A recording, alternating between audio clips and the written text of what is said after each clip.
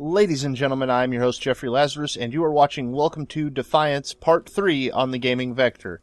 So in this episode, we're going to take a look at the gameplay. As you can see, we've got our character here with our basic over-the-shoulder shooting, and up there we can see some enemies. So let's go ahead and take a look at some of the abilities and gunplay. Number 1, if you look down in the corner, you can see left bumper and right bumper are mapped to abilities. Right bumper is a grenade ability, left bumper is your ability for your character. And up on the D-pad you can spawn your vehicle, in this case it's the ATV. So here we've got some enemies up on this truck, let's see if we can't take them out. Now since this is a shooter, headshots are critical hits. As you can also see, the AI is not incredibly intelligent.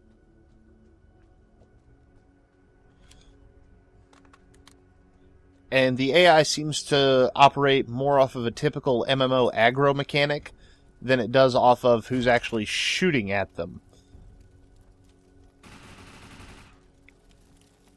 Get him off me! Come on!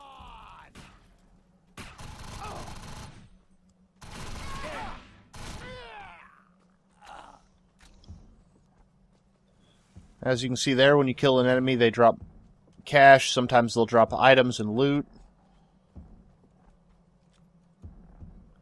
And this is very much me just kind of running around on my own.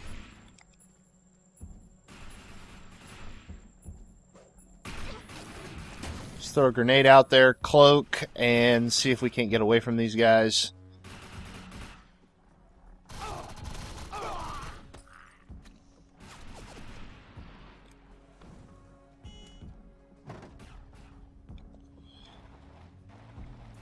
So we're going to go ahead and run away from them on the back of our trusty vehicle here.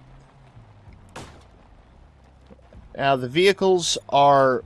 Ooh. The vehicles handle okay. They're not fantastic, but they're not terrible either. They pretty much do what you expect them to do. But they could be a little bit better. Sometimes they feel a little floaty. The handbrake is a little too touchy for my personal taste.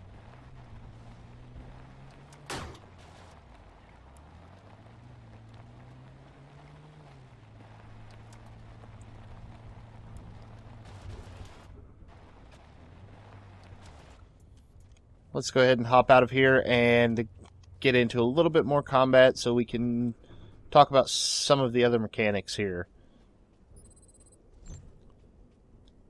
So, if you notice that icon up there, that is the icon for an Arkfall. That means there is a large player-oriented event up here where typically you'll have several players, sometimes very large groups, sometimes just a few, trying to deal with this event. And these events supposedly scale based upon how many people are in the area.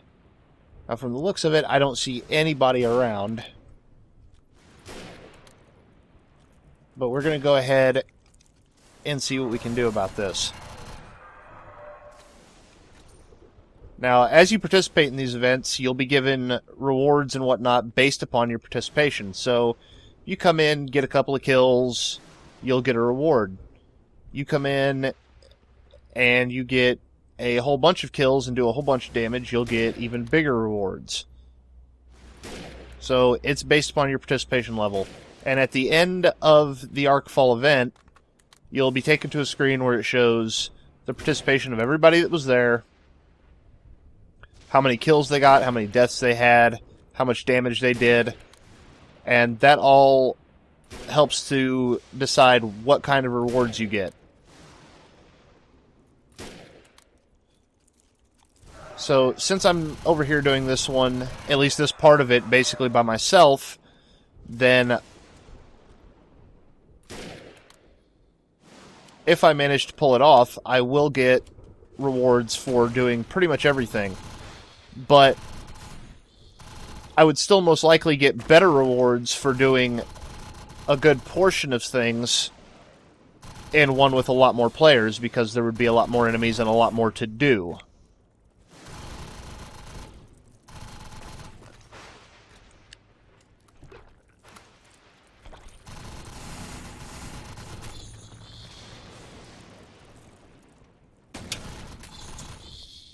As you can see, the enemies are barely attacking me here, really. Because once again, the AI is not great. It's not horrible by any means, but just could be better. You do also have melee attacks on your right thumbstick. So if I want to walk up here and just try and beat the crap out of this, I can. Probably not the best idea.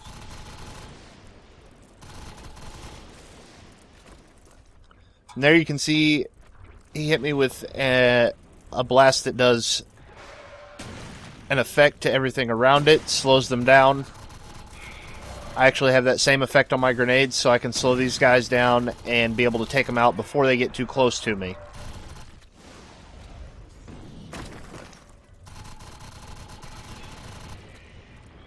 As you can see up at the top, there's also a time limit for this, so if I don't complete it, I'll still get rewarded for participating,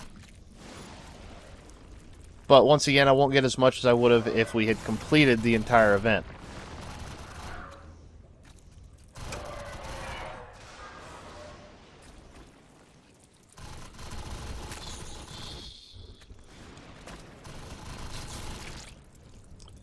So, the final verdict on Defiance by Tryon Worlds.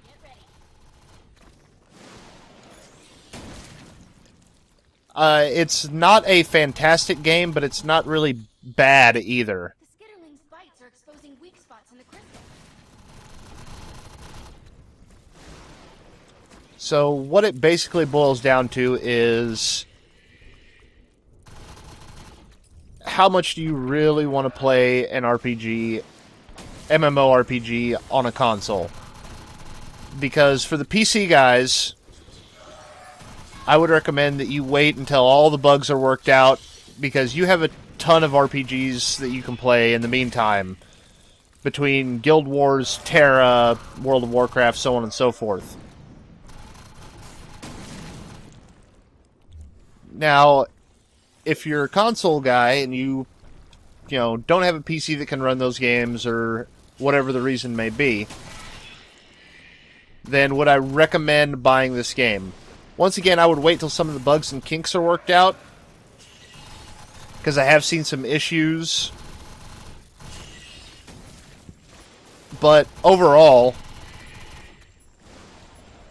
as it stands right now, it's not a bad game. And hopefully any bug fixing or anything they do is only going to make it better.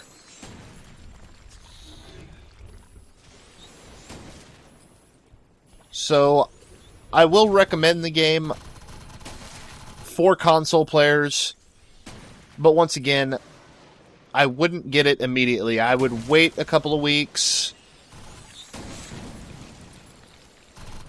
wait until people have had time to really get deep into it, and see what their impressions are, 2-3 weeks down the road, a month down the road. And also see what, if anything, in the game has been fixed by that point, so you can get an idea of how the game is going to be in the long term, how much they're going to really support it. So, as I kill hell bugs and try not to die, I have been your host, Jeffrey Lazarus, and thank you for watching. Welcome to Defiance on the Gaming Vector.